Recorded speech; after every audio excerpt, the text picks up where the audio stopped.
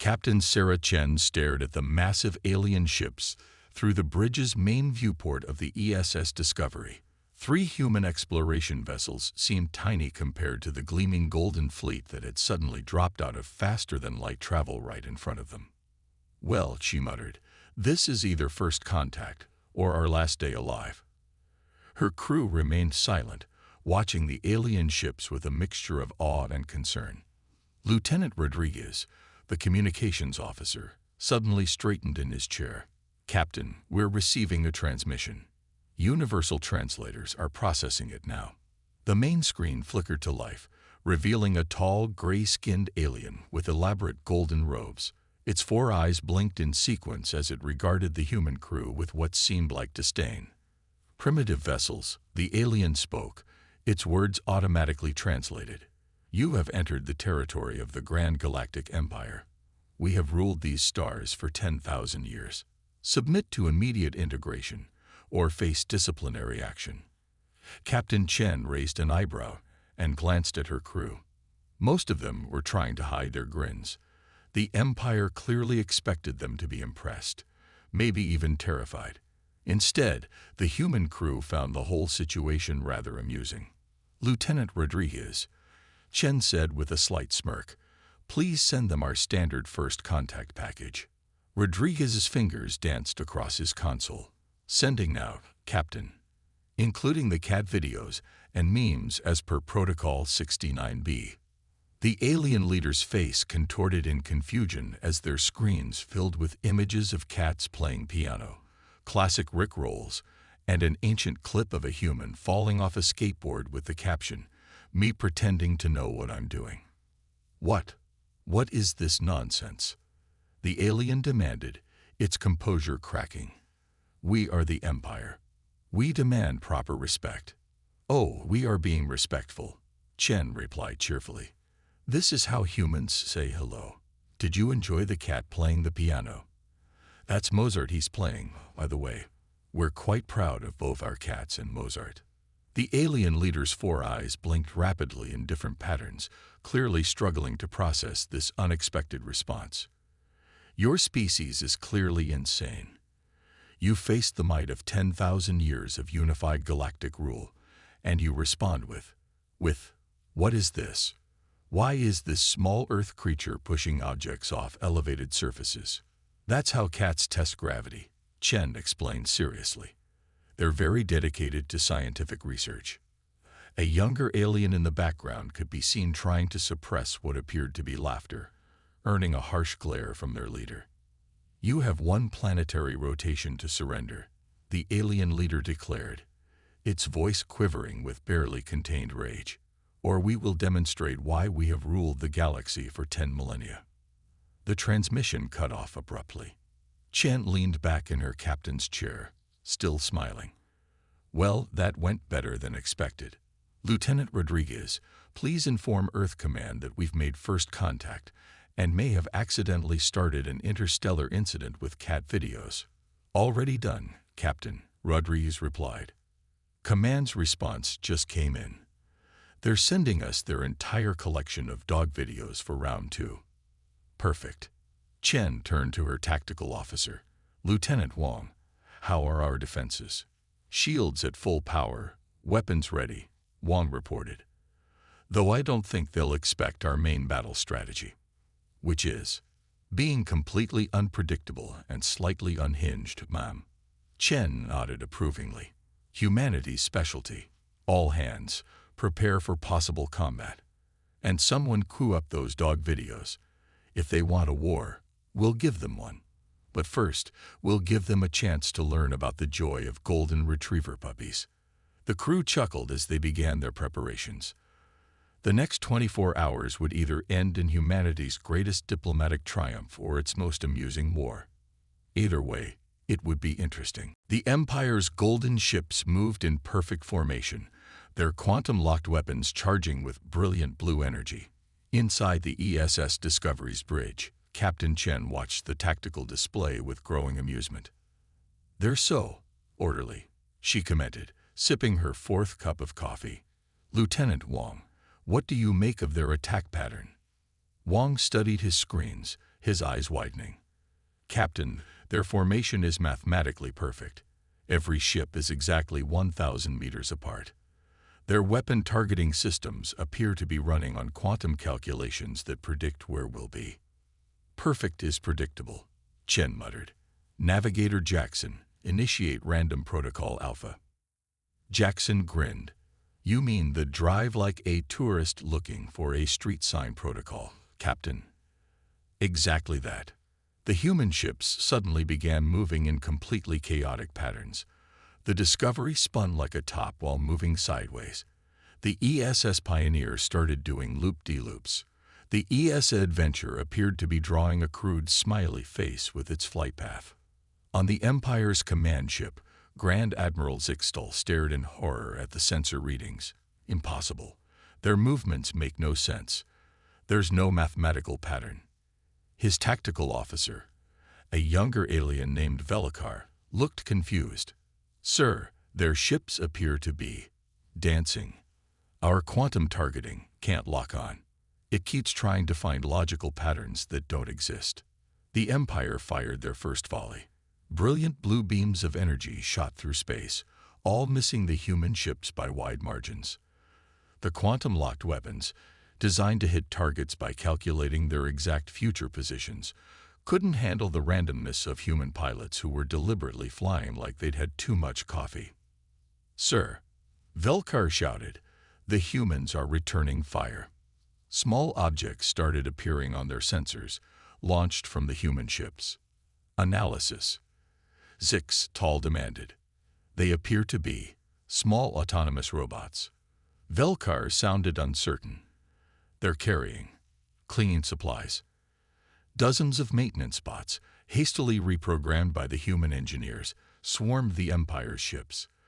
They began cleaning the golden hulls with actual soap and water, leaving streaks and water spots on the perfectly polished surfaces. "Stop them," Zixtal screamed. "Our ship's symmetry is being ruined." The Empire's perfectly coordinated fleet began breaking formation as ships tried to shake off the cleaning bots. Their quantum targeting systems, already confused by the human ships' random movements, completely failed as their own ships started moving erratically. Back on the Discovery, Chen watched with satisfaction. "Status report. Empire ships are in disarray," Wang reported, trying not to laugh. "Their perfect formation is broken. 3 of their ships are spinning in circles trying to avoid our maintenance bots. One appears to be reversing repeatedly like it's trying to parallel park." "Send the next wave," Chen ordered. Rodriguez pressed a button.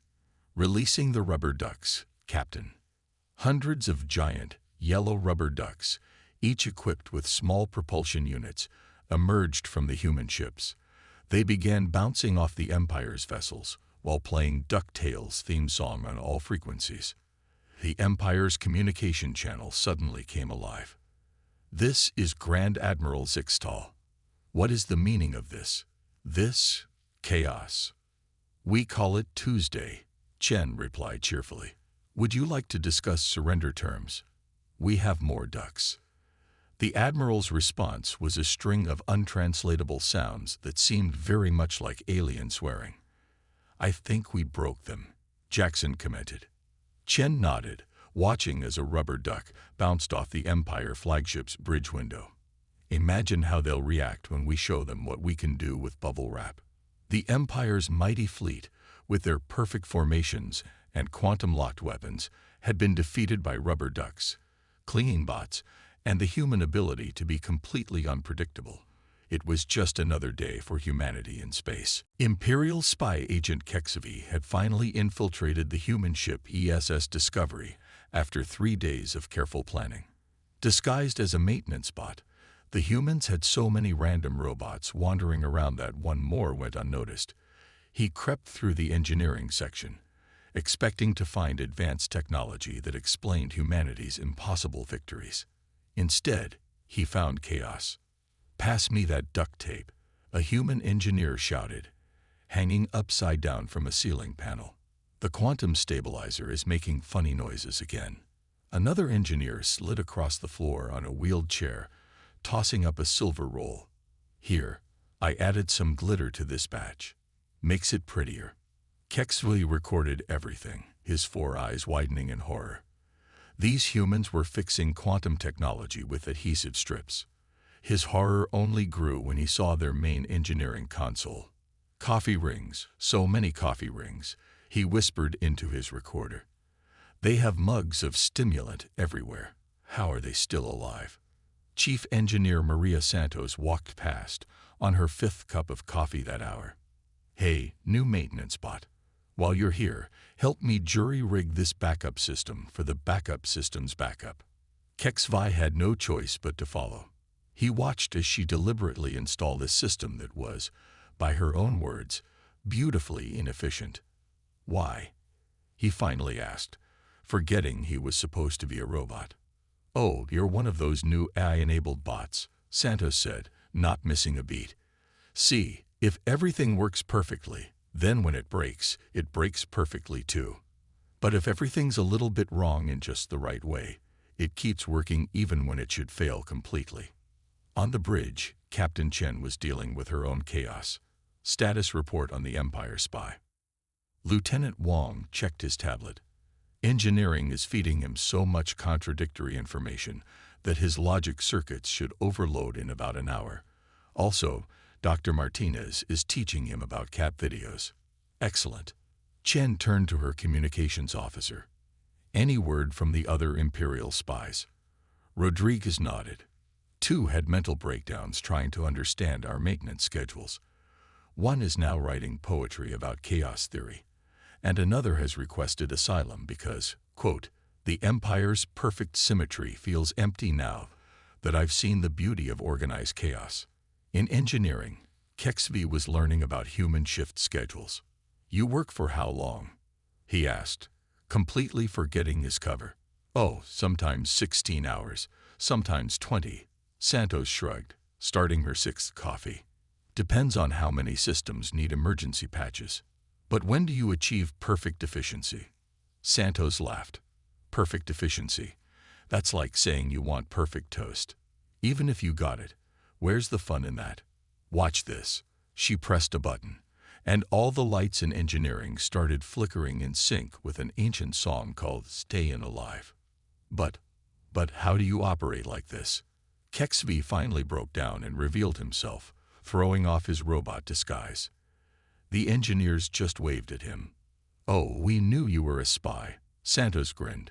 Real maintenance bots dance better. Want some coffee? You look like you need it. Back on the Imperial flagship, Grand Admiral Zixtal received Kexley's final report before the spy defected. Sir, it's worse than we imagined. They run on caffeine and spite. Their ships shouldn't work, but they do because they shouldn't work. They have backup systems for their backup systems, and none of them are properly documented. They call this job security. Most terrifying of all, they've developed a technology called percussive maintenance. They hit things until they work. And the worst part, it works. I can no longer serve the Empire. I need to know more about these cat videos and why their ships have dedicated coffee makers in engineering. I'm sorry, sir, but chaos calls to me. Zixtal stared at the report, his perfect world crumbling around him. The humans weren't just defeating their weapons. They were defeating their entire way of life with coffee and duct tape. The revolution wasn't just being televised. It was being caffeinated. The Imperial Palace's main conference room gleamed with golden perfection as Captain Chen and her diplomatic team arrived for negotiations. The Empire had decided that if they couldn't defeat the humans militarily, they would bury them in paperwork. They had no idea what they were getting into. Welcome, Grand Administrator Vixna said, her 4 eyes blinking in sequence. We have prepared the standard integration forms. Only 50,000 pages of documentation required. Chen smiled brightly. Oh, wonderful. We brought our forms too. She gestured, and her team wheeled in several large boxes. These are just the preliminary response forms. As per Earth's bureaucratic requirements, they're written in 20 different languages, including 3 that don't exist yet. Vixna's eyes stopped blinking. Languages that don't exist. Oh yes, Chen nodded seriously. We believe in being prepared for future linguistics. Also, each form needs to be stamped at exactly 3:47 a.m. under a full moon, while the person stamping it is wearing mismatched socks. The Imperial Administrative AI watching the proceedings made a small whirring sound. Lieutenant Rodriguez leaned forward. Don't forget about the interpretive dance requirements for Section 5. Subsection C, Paragraph 12. Interpretive dance. Vixna's perfect posture slipped slightly. Standard Earth diplomatic procedure, Chen explained. Would you like to see our documentation about the documentation requirements for documenting the documentation? The administrative AI made a louder whirring sound. Meanwhile, in a hidden corner of the palace, Lieutenant Wang was having a very interesting conversation with a potted plant, or rather with the Imperial security system disguised as a potted plant. So you see, Wang explained to the plant, according to human security protocols, I have to test your systems by trying to hack them. But to hack them, I need you to fill out these permission forms, in triplicate, using only purple ink made from space squid. The security system, programmed to monitor everything perfectly, began trying to process this logic loop. Back in the conference room, Chen's team had moved on to explaining human email chains. And then, Rodriguez demonstrated, you have to reply all to say thanks. But first, you need to forward it to your supervisor, who needs to forward it to their supervisor, who needs to send it back to the first person, who then needs to create a new email chain asking if anyone got the first email chain. Smoke was now coming from the administrative AI's processors. Don't worry, Chen said soothingly to the increasingly distressed Imperial officials. We've simplified things by adding only 7 levels of management review, though we do require each level to submit their responses in the form of haiku. In the palace's main security center, every screen suddenly began displaying cat videos. The security chief stared in horror as classified defense plans were replaced by endless loops of kittens knocking things off tables. What's happening? He screamed. His assistant checked the logs. Sir, it appears while we were processing the human security clearance forms, which included something called a Rick roll that needed to be watched 47 times, they somehow mapped our entire defense network. Grand Administrator Vixna was now slumped in her chair, watching as the humans presented their 347-page document explaining the proper procedure for requesting a single stapler. But why? She whispered. Oh, this is nothing. Chen smiled. Wait until you see our requisition form for requisition forms. It's quite brief, only 1,200 pages, though the interpretive dance section is quite challenging. The administrative AI finally gave up and crashed, its last output being the single message. Error 404. Logic not found. As alarms began blaring throughout the palace, Chen sipped her coffee calmly. Should we move on to discussing our committee for planning the pre-planning session of the planning committee? Humanity's greatest weapon had been deployed successfully. Malicious compliance. The Empire's largest battle fleet ever assembled dropped out of faster-than-light travel, 10,000 ships strong. Their golden hulls gleamed perfectly in formation, ready to crush the human resistance once and for all. They found 3 human ships waiting for them. 3 very strange-looking ships. What am I looking at? Grand Admiral Zixtal demanded, staring at the sensor readings. His tactical officer squinted at the screen. Sir, it appears the humans have modified their ships. Modified was an understatement. The ESS Discovery now sported what looked like solar panels made from recycled aluminum foil. The ESF Pioneer had giant rubber bands stretched between its hull sections. The ESS Adventure appeared to be covered in bubble wrap. They can't be serious, Zixtal muttered. All ships, open fire. The Empire's quantum-locked weapons fired simultaneously, creating a beautiful web of destructive energy. The humans responded in ways that defied all military logic. The Discovery's aluminum foil panels reflected the energy weapons back at the Empire's ships, while simultaneously picking up local space radio stations. The Pioneer used its rubber bands to literally slingshot itself through the Empire's formation at impossible speeds. The Adventure's bubble wrap didn't just absorb enemy fire.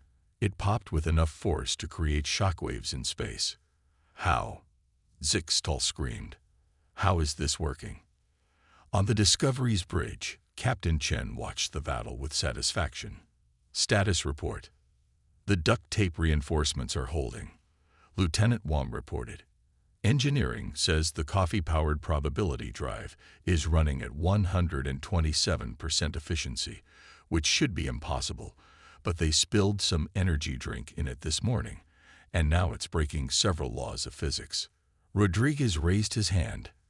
Captain, the Empire is demanding to know how we're powering our weapons with what appears to be a hamster wheel connected to a microwave.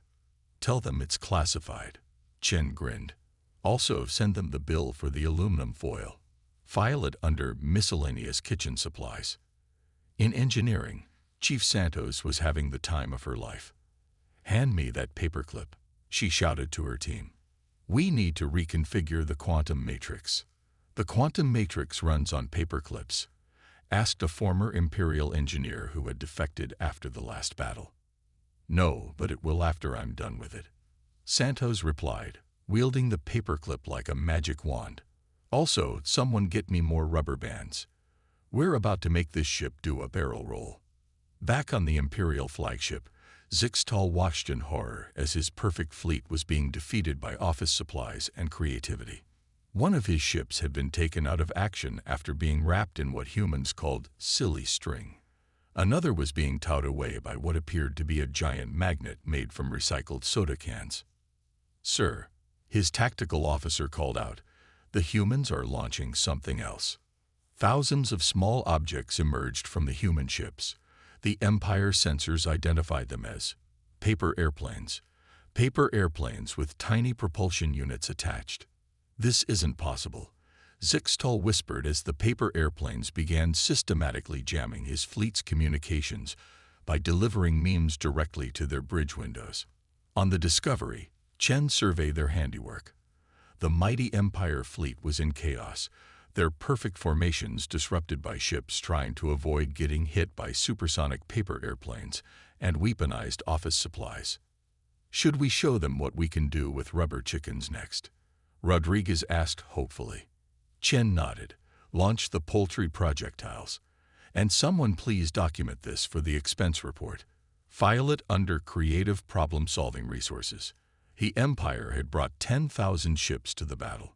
The humans had brought duct tape, rubber bands, and imagination. It wasn't even a fair fight. Grand Inspector Nixtel stood in horror before the Imperial High Council, his report trembling in his hands. After 3 months of investigating the Empire's recent military failures, he had discovered something far worse than defeat. Most distinguished council, he began, I regret to inform you that we have a serious containment breach. Human culture is spreading. The council chamber erupted in gasps. High Chancellor Zekwar leaned forward. Explain. It began with small things, Nixtel said. Imperial crews started using human expressions. Yesterday, I heard a fleet commander say yeet while launching fighters. When I asked what it meant, he said, and I quote, it's the opposite of yoink, duh. In the background, a young council aide quickly covered her mouth to hide a smile. But surely this is just a language issue, one council member asked hopefully. Nixtel shook his head grimly. I wish it were. Our perfectly standardized Imperial ships are being customized. He displayed a hologram showing an Imperial battlecruiser with flame decals painted on its sides. The crew claims it makes the ship go faster. And look at this. The next image showed an Imperial diplomatic vessel with HONK if ULVCH8OS written across its hull in glowing paint. Even worse, Nixtel continued, our crews are adopting human music. The Imperial March has been replaced on 3 fleets by something called Never Gonna Give You Up. They're calling it a classic banger. On the Imperial homeworld's primary military base, Commander Rick Stahl was facing a similar crisis. She stared in disbelief at her once perfect formation of troops, who had somehow acquired small decorations for their uniform standard helmets. "Sergeant," she called out weakly, "why does your squadron have what appears to be cat ears on their helmets?" "It improves morale, Commander," the sergeant replied cheerfully. "Also, we've started a band. We call ourselves the Quantum Questionables." Back in the council chamber, Nixtel had saved the worst news for last. "Our youth are particularly susceptible," he reported. "They've discovered human memes. Our educational AI can't keep up with the rate of cultural infection. 3 academies have declared their homework sus and refuse to do it unless we make it more poggers." "What do these words mean?" the High Chancellor demanded. We don't know," Nixtel admitted. "Our linguistics computers crashed trying to understand something called yeet speak." The council was interrupted by the sound of music coming from outside.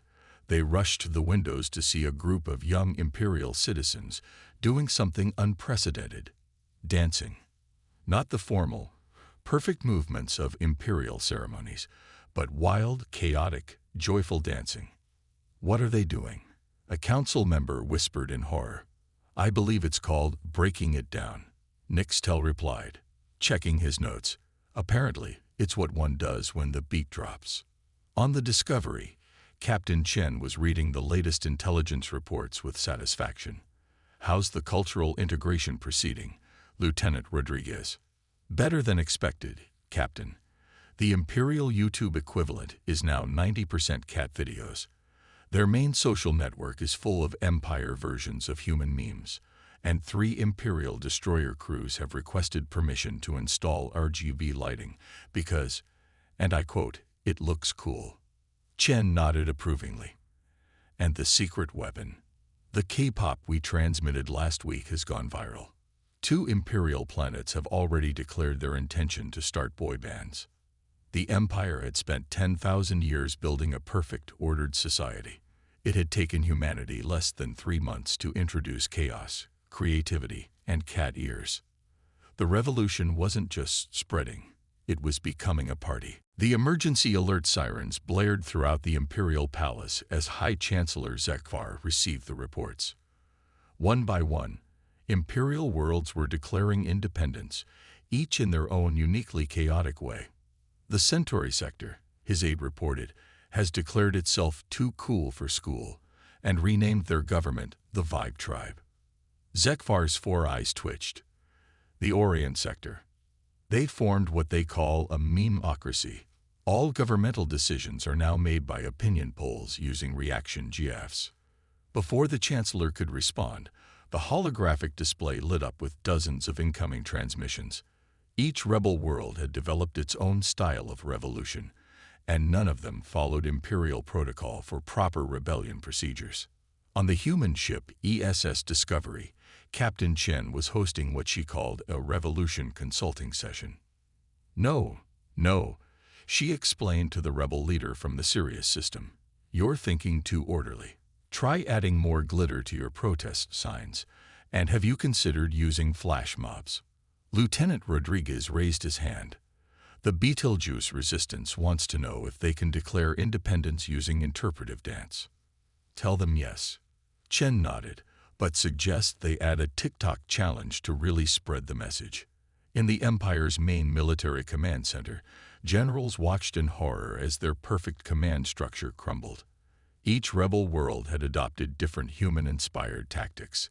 The Arcturus Systems rebels were using modified food replicators to create endless supplies of rubber chickens, which they launched at Imperial ships while playing chicken dance on all frequencies. The Vega system had turned their entire defense network into what they called a huge multiplayer game, with rebels earning points for creative acts of resistance.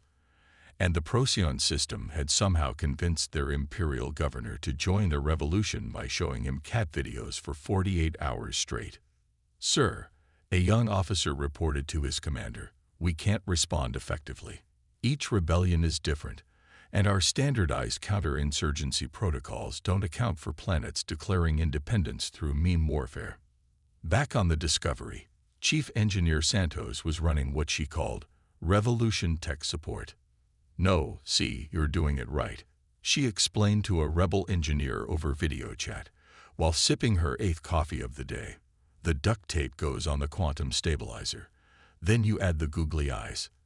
The googly eyes are crucial for optimal chaos generation. Lieutenant Wong entered the engineering bay with an update. Captain says the Pleiades sector just declared independence by turning their entire planetary defense system into a giant disco ball. Nice. Santos grinned. Did they use the spinning rainbow lights like I suggested? With added laser show effects, Wong confirmed. The Imperial fleet that went to stop them is now having a dance party instead. In orbit around the Empire's capital world, High Chancellor Zekvar watched his perfect society dissolve into beautiful chaos. His last loyal admiral appeared on screen. Chancellor, the admiral reported grimly, we've lost contact with the Carina sector. Their last transmission was just something called the Macarena played on loop. How? Zekvar whispered. How did the humans do this? The answer came in the form of a message from Captain Chen.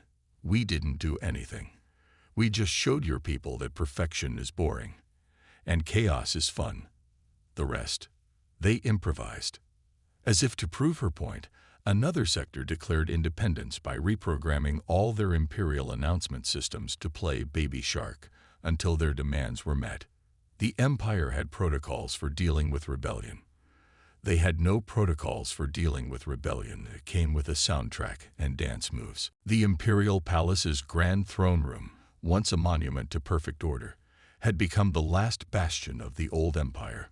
High Chancellor Zekvar sat on his golden throne, watching as his perfect society crumbled into joyful chaos. The human delegation, led by Captain Chen, walked into the throne room. Behind them, the sound of what the humans called a flash mob could be heard in the palace corridors. You've destroyed everything, Zekvar said quietly. Nah, Chen replied, sipping her coffee. We just pressed the reset button. Hit refresh. Control-Alt deleted your perfectionism. Lieutenant Rodriguez stepped forward with a tablet. Final report, Captain.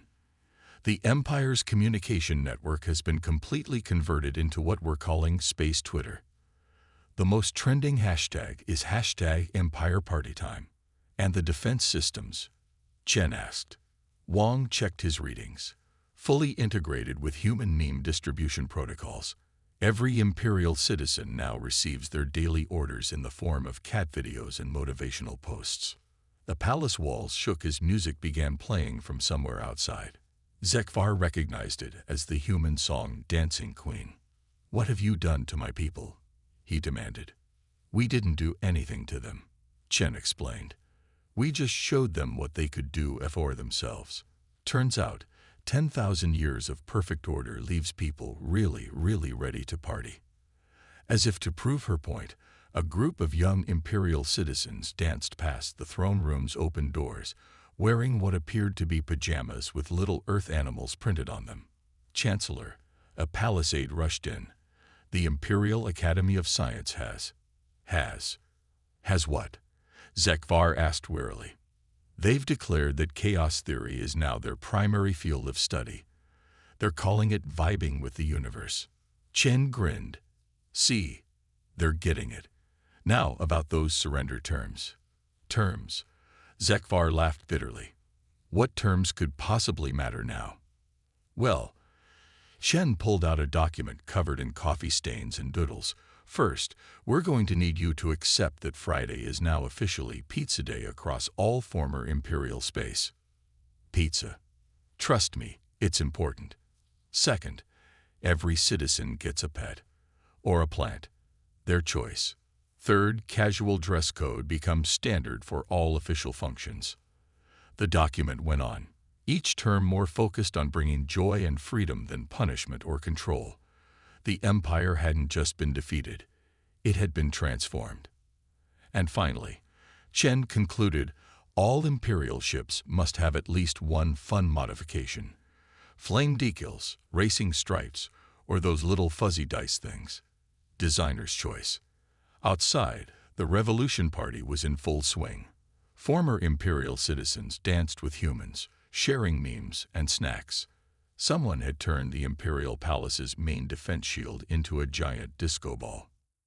Zekvar looked at his former empire, now transformed into a celebration of chaos and creativity. Then, to everyone's surprise, he laughed. Not the careful, measured laugh of an imperial leader, but a real, genuine laugh of joy. "Very well," he said, standing up from his throne. "I surrender. Also, does anyone know how to dance?" Chen smiled and held out her hand. "Lucky for you, humans are excellent dance instructors. Though I should warn you, we're starting with something called the chicken dance." And so, in the heart of the former empire's capital, humans and aliens danced together, celebrating the victory of chaos over order, of joy over perfection, of creativity over control. The empire of perfect order had fallen, replaced by something much better. A galaxy where everyone was free to be perfectly imperfect. As Chen would later write in her report, "Mission accomplished. Galaxy upgraded.